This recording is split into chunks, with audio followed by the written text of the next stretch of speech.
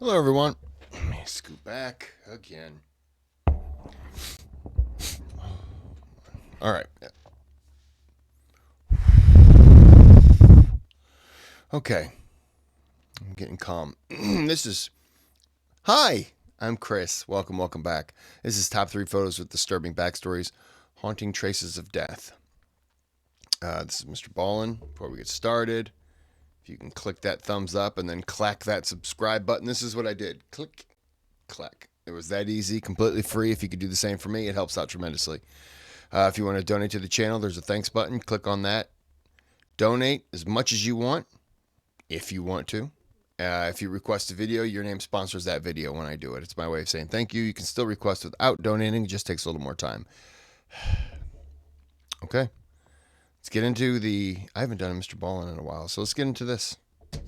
I'm going to share 3 stories that all have a haunting picture or video that is associated with them. But before we get into those stories, if you're a fan of the strange, dark, and mysterious delivered in story format, then you've come to the right place because that's all we do, and we upload once a week. So if that's of interest to you, please sneak into the like button's house and superglue their eggs into the carton. Also, please subscribe to our channel and turn on all notifications so you don't miss any of our weekly uploads. Okay, let's get into today's stories.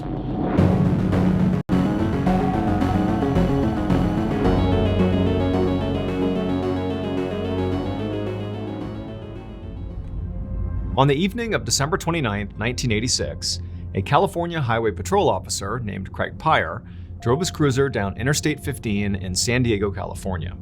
With him was an NBC News reporter in the back seat, and there was a cameraman in the passenger seat. They were filming a segment about highway travel safety that was set to air on the evening news later that night. Officer Pyre was following his typical patrol route, but after a few minutes, they passed by a sign that said Mercy Road. It was an exit. And at that point, Officer Pyre turned to the news team, pointed at Mercy Road, and said, "That's where they found the body." So a little more than 36 hours earlier, at around 4 a.m. the previous morning, a 20-year-old college student named Kara Knott had been found strangled to death in a creek right near the Mercy Road exit. Kara had been on her way home from her boyfriend's house when, for whatever reason, maybe car troubles or maybe she was trying to help someone, but she wound up in that cul-de-sac, and then while she was there, she clearly encountered someone dangerous who took her life. And so this was actually why the California Highway Patrol and NBC News were collaborating on this news segment, because Kara's killer was still not caught.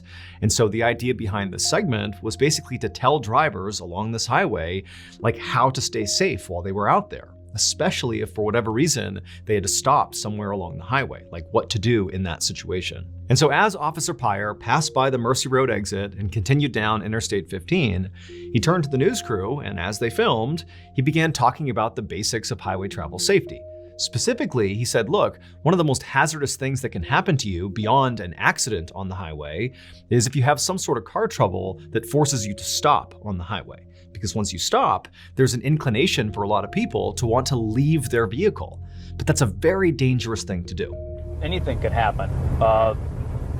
Being a female, you could be raped, robbed if you're a male, all the way to where you could be killed.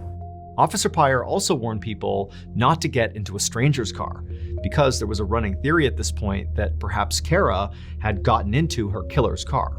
As this particular segment was filmed, the one you just watched, Officer Pyre was looking ahead, and he noticed there was a car pulled over on the shoulder of the highway with its hazards on.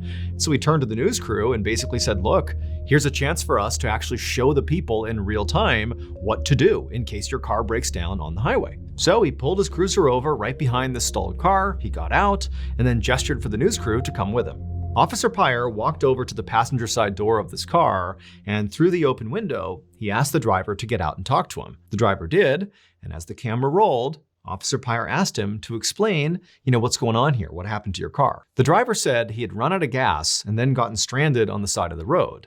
And then he had left his car and walked to a gas station to get a gas can, came all the way back, he put the gas into his car, but his car still wouldn't start. Now, at this point, Officer Pyre is realizing that this driver is doing basically exactly what he shouldn't be doing, according to the safety tips Officer Pyre had given. And so on camera, he basically says to this guy, Do you understand how dangerous it is to have left your car like that and walked alone on this highway? Do you understand what a hazard that is? And the driver just kind of looked at him and shrugged like, yeah, I guess so. After that, Officer Pyre called the man a tow truck. His car was towed and the man was on his way. And Officer Pyre got back into the cruiser with the news crew and they carried on. After that, Officer Pyre and the news crew wrapped up filming, and then after he dropped them back off again, they told him what time to expect his segment to air on NBC that night. And sure enough, that evening, Officer Pyre was in front of a TV as the broadcast started. And when Officer Pyre's actual segment aired on TV, to him and to the California Highway Patrol, it went great. It was 1.5 minutes long. It sort of hit all the high points. It showed Officer Pyre, talking about how to be safe on the highway and talking to the stranded motorist. It kind of did exactly what they expected it to do. And when it was over, Officer Pyre clicked off the TV and didn't think much about it because it was not a big deal. It was just a basic safety video. And for the vast majority of other people who watched this clip live on TV, it really didn't stand out to them. Again, it was just kind of a routine police safety video. But there were a few people, when they watched this clip, that noticed something very specific. And within an hour of this clip airing on TV, those few people were calling the police in droves to tell them, we know what happened to Kara Knott. And the police would follow up on these tips. And sure enough, just over 2 weeks later, they had gathered enough evidence that they were able to arrest Kara Knott's killer. It would turn out all the clues the police needed to solve the Kara Knott murder case were right there in that 1.5 minute long video. Because what happened to Kara had almost happened to over 24 other women in San Diego. And those young women were the ones who saw the news segment when it happened live, and they noticed this particular detail that clearly telegraphed who Kara's killer was. They were the ones who called police. On the night of Kara's murder, December 27, 1986, she pulled off Interstate 15 on the Mercy Road exit, and she came to a stop in that cul-de-sac. Now, we don't know exactly why she came to a stop in there, but either way, she was there, and that's where she encountered her killer. Now, the other 24 women who encountered the same person, the killer, they were terrorized and kind of tortured and held hostage for a couple of hours. Real fast, it's either going to be that first motorist or the cop, and I'm thinking it's the cop. And I'm thinking if it's not the cop, it's that motorist because of that station wagon and his ability maybe to put chloroform on him and toss him into the back. I'm trying to see where he's going right now. Oh, I'm phasing. I'm leaving the planet again. I'm trying to see where he's going with this. I want to say it's the cop. It just seems like it's obviously the cop. We'll see. But eventually were let go. But Kara wasn't. During her encounter, at some point, the killer clubbed her over the head and then strangled her to death with a rope. Now, the killer at first had gotten away with this until they were featured on that 1.5 minute long video. And some of those women who had survived their attack, they're watching the segment, and suddenly their attacker is on TV.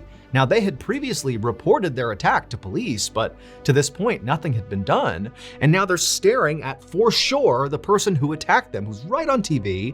And critically, as part of this segment, they're hearing about how this other young woman had been attacked and killed on this highway. And they're thinking, oh, this person did that to me. I barely got away. I bet they killed this girl. And on top of that, as they're watching the news, staring at their attacker, they can see there's a fresh cut over their eye. And so put that all together and they thought, boom, that's the person who killed Kara Knott. And sure enough, the police would follow up on these tips and they would confirm that the man in the video with the cut over his eyebrow was Kara's killer. And Kara's killer was none other than Officer Craig Pyre. Officer Pyre was found guilty of murder and sentenced to 25 years to life in prison. Since being incarcerated, he has gone up for parole 2 separate times and been rejected both times. However, he is up for parole again in 2027.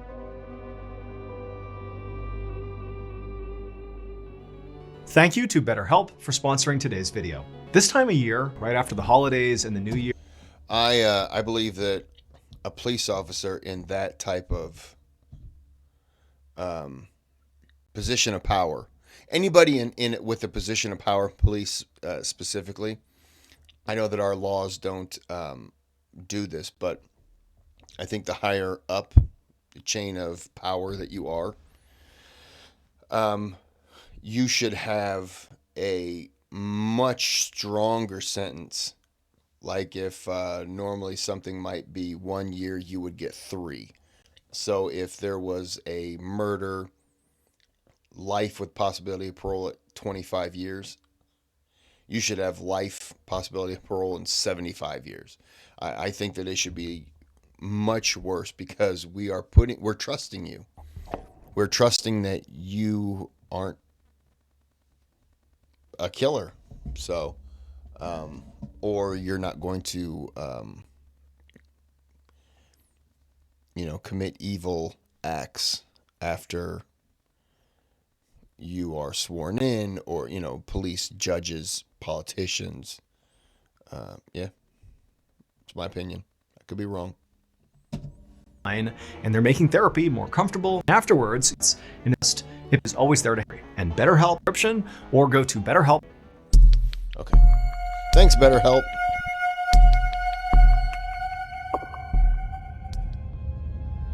Around 1 p.m. on November 28, 1979, a 52-year-old tour guide named Peter Mulgrew stood at the front of the cabin of Air New Zealand flight TE901. Out the window next to him, he looked out and he saw this vast white landscape reflecting the afternoon sun. And so he grabbed the microphone and announced to the 237 passengers that they were now flying over Antarctica.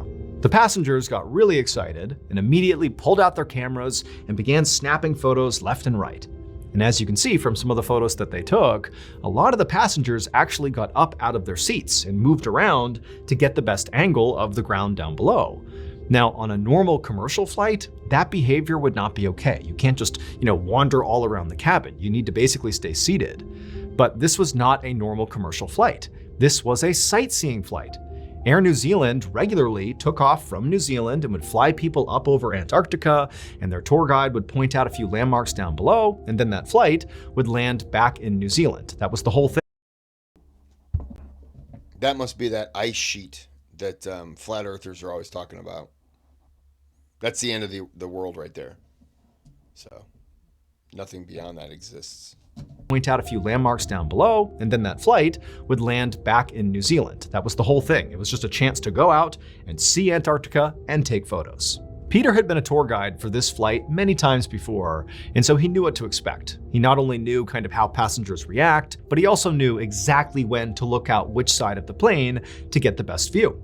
And so after a couple of minutes, he called out to the passengers, hey, if you look out the left side of the plane, you'll get a great view of the coast of Antarctica. And so all the passengers, they immediately get up and shift over to the left side of the plane, and they press their cameras up against the glass. They're taking photos. And then a couple of minutes later, Peter called out to the group again and said, okay, now look out the right side where you'll see Mount Erebus, this huge, stunning mountain.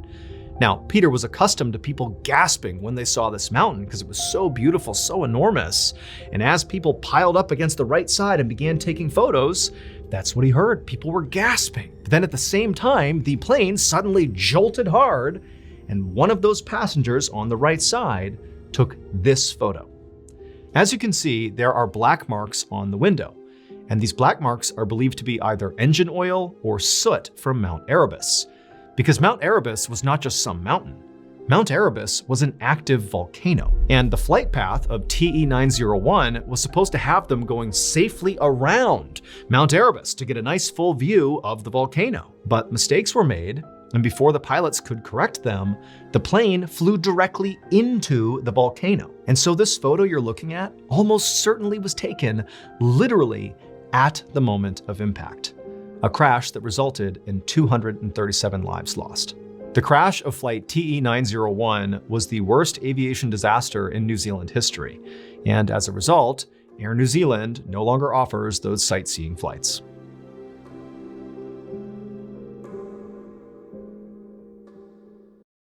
If you've done those flights so many times, wouldn't you realize something's wrong as you're approaching?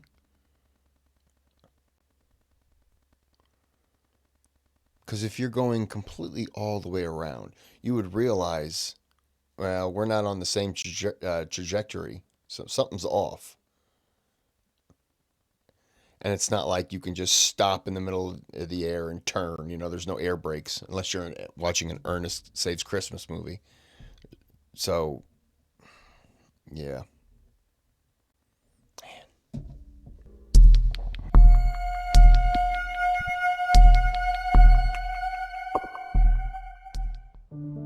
At 5:30 a.m. on July 16, 1945, a 13-year-old girl named Barbara Kent was sleeping inside of a cabin in Ruidoso, New Mexico, where she was staying for a sleepover summer dance camp. And as she slept, suddenly there was this loud booming sound that literally shook her awake and actually caused her to fall out of her bed onto the floor. Barbara sat up feeling totally confused, and she looked around the cabin and she saw the 9 other girls that were also here for the sleepover camp. They too were wide awake, and some of them also had fallen onto the floor. And so the girls, they're all freaking out. They're looking at each other like, what's going on here? What was that? And as this kind of pandemonium is ensuing, their lead dance instructor came running into the cabin and told the girls that she thought one of the cabin's heaters had exploded and that potentially there could be a fire somewhere on the camp. And so all the girls, they're already totally panicked. Now they're getting really scared. And the instructor's just like, all right, girls, go outside, stand by the river. I'm gonna go find wherever this explosion happened and make sure everything is okay. And so the girls, they were led outside, totally a mess, and they went and stood by this river near the cabin and waited for their instructor to go look around. And so Barbara and the 9 other girls, they're totally terrified, and they're standing by this riverbank, and they're kind of looking around the property, seeing if they can see smoke or fire, but they can't. And as they're standing there waiting for their instructor to come back, Barbara felt something hit the tip of her nose, and it was cold and soft. And she looked up and she realized it was snowing. But it's July in New Mexico. It should not be snowing. But sure enough, snow was coming down from the sky. And as the snow came down on Barbara, she looked at the other girls, and they too were looking up and putting their hands up and letting the snow hit them in the face. They couldn't believe it. I mean, this was like a totally rare weather event. And so a minute later, their dance instructor came back and told the girls that, she looked all over the camp and there did not appear to be a fire or an explosion of any kind, that everything seemed fine. They didn't know what that loud sound was, but, by all accounts, it seemed safe here. And so the girls were very relieved to hear this, but already their attention had completely shifted to the snow. I mean, again, it's July in New Mexico. There shouldn't be snow. And so the girls, they turned to their instructor and they're like, okay, well, now that it's safe, would it be okay if we put on our bathing suits and just went swimming in the river while it snowed on us? I mean, this is incredible. And the instructor, who to this point had really been focused on finding the fire and the hazard or whatever, now that she knew things were safe, she kind of took in the scene and also suddenly appreciated how unbelievable it was that there was snow coming down. And so she told the girls, yeah, get your bathing suits, go swimming, enjoy this. This is totally like a once in a lifetime moment here. And so very excitedly, Barbara and the other girls ran back into the cabin. They changed into their swimwear, and then a moment later, they were out frolicking in the river as the snow fell on top of them. And for hours, they just played in the river and enjoyed the snow. And the snow was kind of building up on the riverbanks. And so some of the girls went over and scooped it up and rubbed it on their faces and, made snowballs. And they just had a great time. And at one point, the dance instructor came by and actually took a picture of Barbara, who was right in the middle of the river enjoying this bizarre scene. But eventually, despite how fun the snow was, the novelty of it all sort of wore off, and the girls got tired of swimming, so they changed into their regular clothes and went about their day. And over the course of the next few days, summer camp went as normal. The girls had a great time, and when summer camp ended, all the girls went home. Now, the girls never got an explanation for why it had snowed. They all just assumed it was some super rare weather event that they had been lucky enough to experience. Until 17 years later, when Barbara was 30 years old at this point, and she learned that all the other girls she had gone to the dance camp with had died. One by one, each of those girls were diagnosed with aggressive forms of cancer that killed them. Barbara was the only one who was spared. And she wouldn't get any clarification as to why that had happened until decades later in 2006, when Barbara was in her 70s, when the government finally came out and admitted the truth. It would turn out Barbara's dance instructor was correct in thinking there had been an explosion on July 16, 1945. But of course, it was not any of the cabin's heaters or anything local to the cabin or the camp. Instead, the explosion occurred. New Mexico, was this a nuclear bomb? And it was just like raining radiation? Or, like debris or whatever? Come on. Let's, come on. There you go. Oh, this camera. 40 miles away at a US government testing site in the middle of the New Mexico desert. And the explosion that literally caused the girls to be dumped out of their beds was from the world's first ever atomic bomb being dropped. It was the Manhattan Project's Trinity test, a test that no civilians in the area had been warned about. And so after this bomb detonated, there was this nuclear fallout that rained from the sky on 500,000 people that lived within a 150-mile radius of the detonation site. And within those 500,000 people were those 10 innocent teenage girls at their dance camp. The snow that the girls played in was actually radioactive material from this nuclear fallout raining down from the sky that over the course of 17 years would give 9 of the girls various forms of cancer that would kill them. Here is the picture that the dance instructor took of Barbara posing in the middle of the river as the snow is falling all around her. As you can see, Barbara is smiling and looking up at the snow, not realizing it's literally going to kill almost everyone in that picture. As for Barbara, she did not die young. However, she would suffer from multiple cancers and illnesses, all associated with radiation exposure. In case you didn't know, Our government's just dicks sometimes. I understand the secrecy of the first atomic bomb, but come on. Well, there's nothing more to the story. He's just selling merch. All right, well, we're going to end this here. This camera. All right, we're going to end it here. But until next time, have a good day, have a good night.